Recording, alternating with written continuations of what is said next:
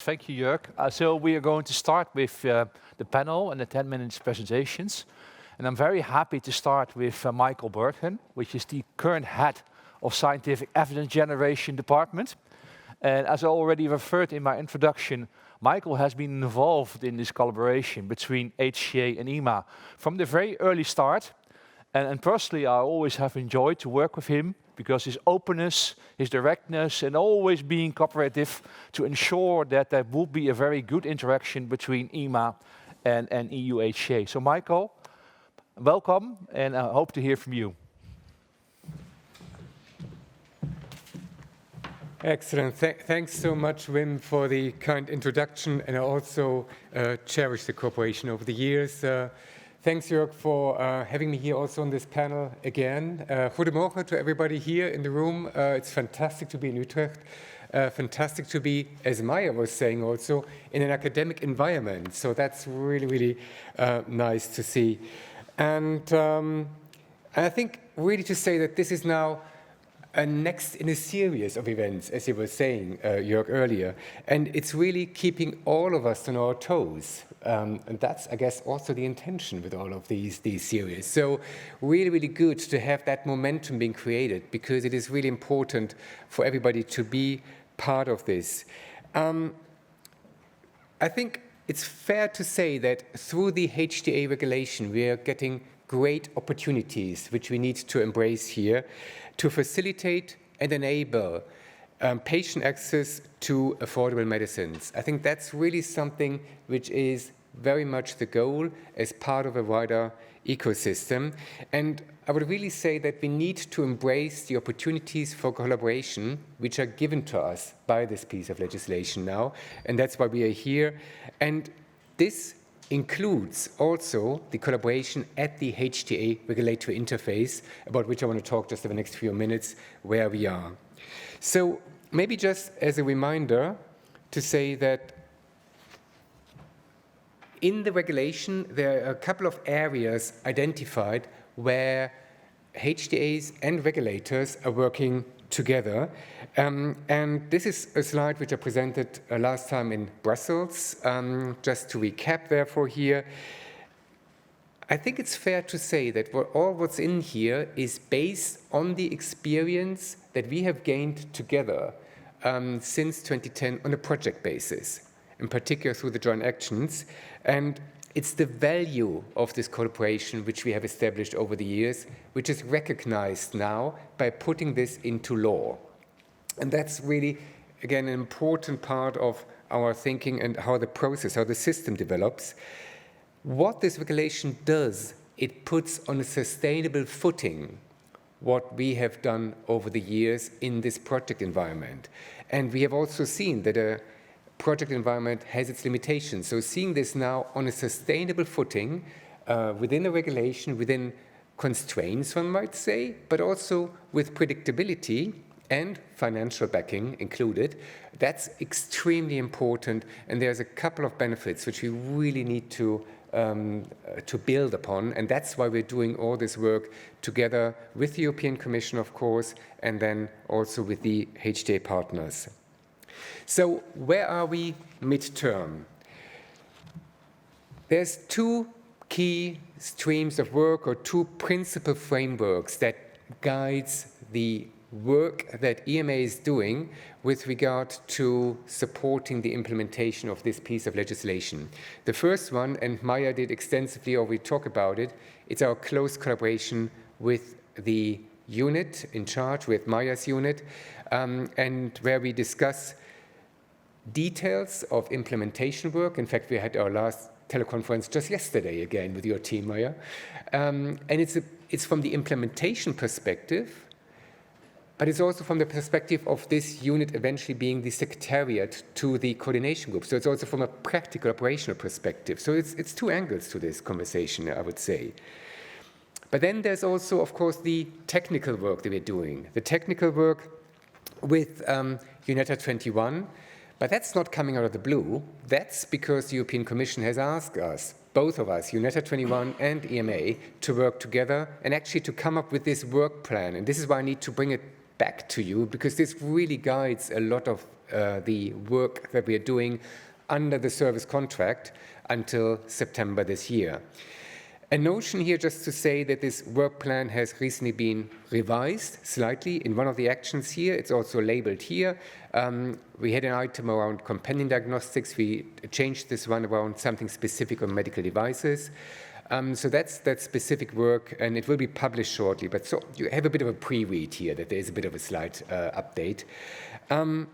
But what I can also tell you is that we are on track with the delivery. We had our latest EMA UNETR bilateral just exactly 3 weeks ago, in fact, on 31st of March. And we do always review how far did we go and how far have we, what have we achieved so far, the usual traffic lights, and it looked pretty green, yellow-green. So it was really, really good developments where we are.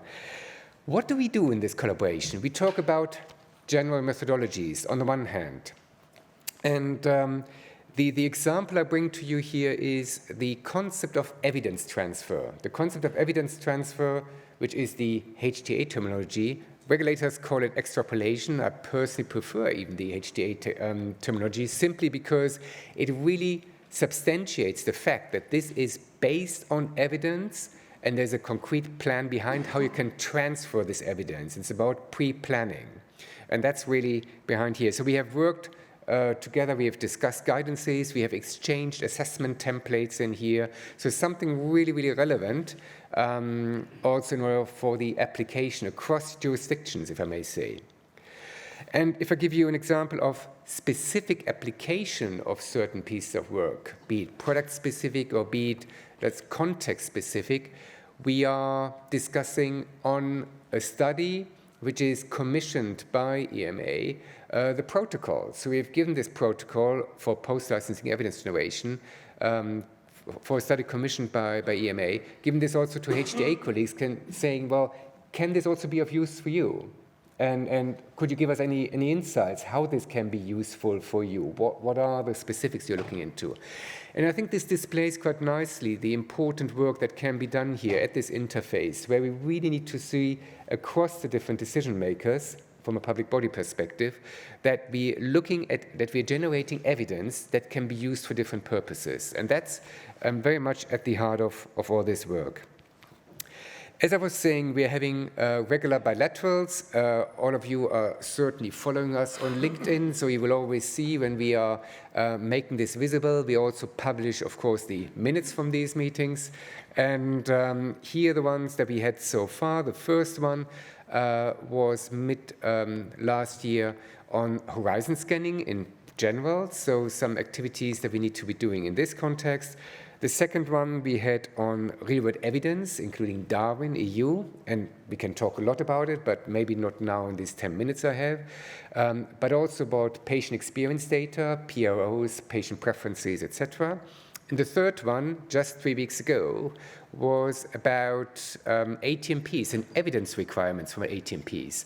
And this already gives you a nice link to the initiation and the start of the HTA regulation, its first tranche, because this includes ATMPs. So it's important to discuss this from the outset. What do we discuss in this context? We discuss, for example, based on a webinar where we just looked together at the evidence for a particular ATMP, what were the uncertainties that we have identified? And we could see quite nicely that there are really overlaps. And we also could see quite nicely that there are different approaches currently in filling these evidence gaps. Some of them, even the national approach has been taken. Now, this is a learning, but I would also say that's not optimal. So this regulation, back to opportunities, gives us the opportunity to discuss post-licensing evidence generation together early and ensures that we have programs, that we have plans that are coming together in a sense of being able to address different questions from different stakeholders. And that's again, the discussion we were having. And also we heard about how the PICO, mock PICO work is going. And here we could discuss, so what is the information that you need from regulators, back to Maya's intervention earlier. What is the information that HTA colleagues will need in order to design the PICO and the mock PICO.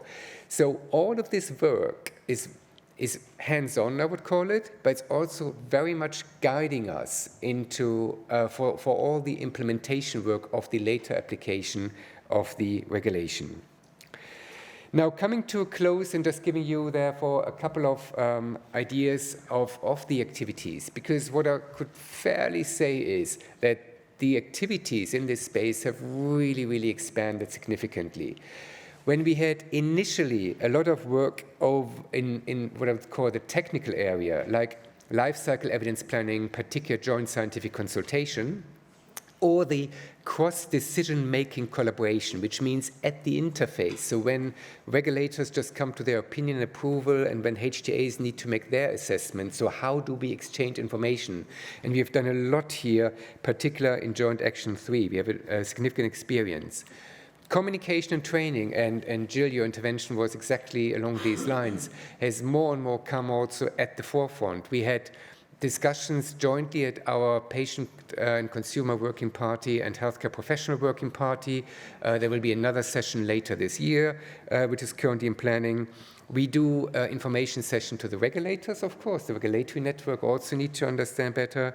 We have at relevant fora, many discussions now, like I just mentioned EAA Europe. There were a couple of sessions, HDAI in Utrecht, I just remember, last year.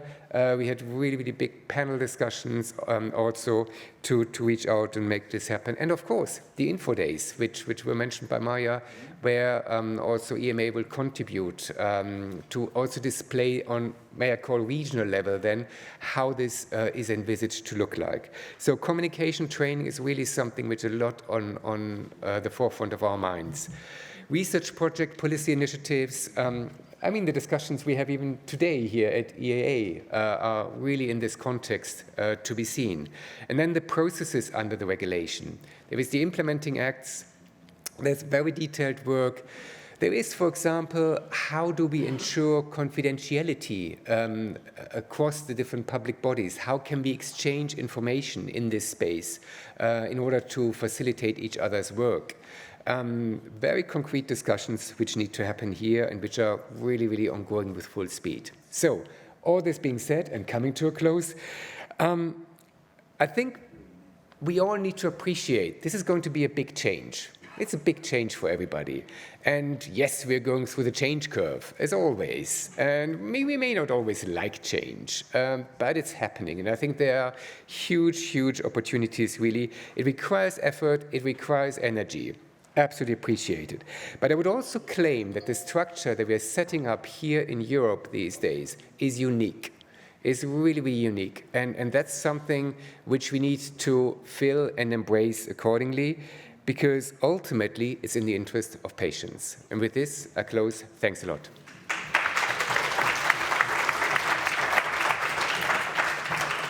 Thank you, Michael. A great presentation again, a great overview. I think for the time, the questions will be afterwards.